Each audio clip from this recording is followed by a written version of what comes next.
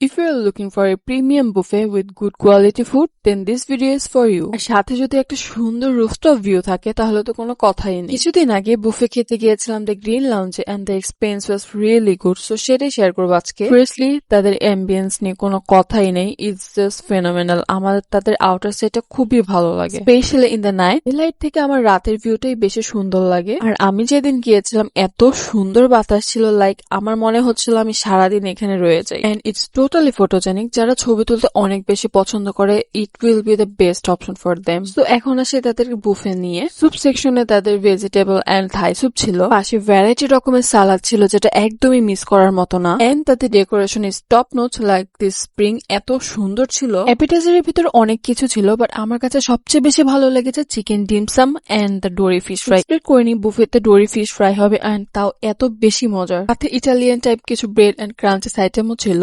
আমার কাছে তাদের মেইন কোর্সটা বেশি ইন্টারেস্টিং লেগেছে because it's totally different from the other buffet, because it has variant fusion of international flavours. Cause এখানে আপনি একসাথে চাইনিজ, ইটালিয়ান, বাঙালি সব ধরনের ফিউশন একসাথে পাবেন, like Kashmiri chicken biryani, Mexican prawn, crab, Chinese chow mein, আরো অনেক কিছু ছিল। বাট হ্যাঁ, তাদের কোনো ভাত ভর্তা নেই।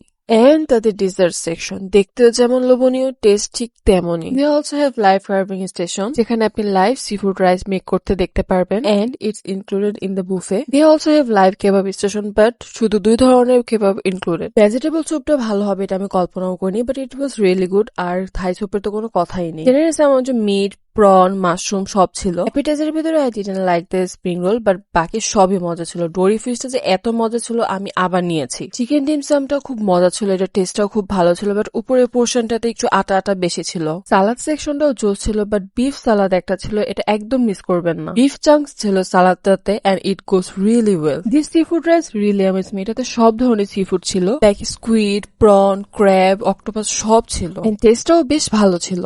মেইন কোর্সের সবগুলো আইটেমই বেশ ভালো ছিল, মানে একটাও এমন নেই যেটাকে আমি বলবো যে এটা ভালো না। And you have to master prawn masala and crab garlic sauce, and beef আর মাটনটা তো জাস্ট অস্থির। এভাবে শুধু বারবিকিউ চিকেন এন্ড হারিয়ালি কাবাবটাই থাকে। Now let's come to the dessert section. Dessert সেকশনে সবকিছুই মজা ছিল, পুডিংটাও বেশ মজা ছিল, আর কেক গুলো খুবই সফট ছিল। বাট আমার কাছে সবচেয়ে বেশি ভালো লেগেছে দ্য স্ট্রবেরি টার্ট। ভিতরে স্ট্রবেরি জেলি স্টাফিং ছিল, যার কারণে এটা বেশি টেস্টি লাগতেছিল। Just see. এছাড়াও গোলাপ জামুন, পায়েস আর অনেক ধরনের ভ্যারাইটি ছিল। বাট হ্যাঁ, 1 লিটার পানি আর 1 গ্লাস সফট ড্রিঙ্ক দিবে, যেটা আমার কাছে ভালো লাগেনি। বাট নিতে হলে ইউ হ্যাভ টু পে। বুফেতে সফট ড্রিঙ্ক জিনিসটা আনলিমিটেড না হলে আমার কাছে ভালো লাগে না। সেটা আমার কাছে সবকিছুই ভালো লেগেছে। You can go with your friends and family, and I will highly recommend.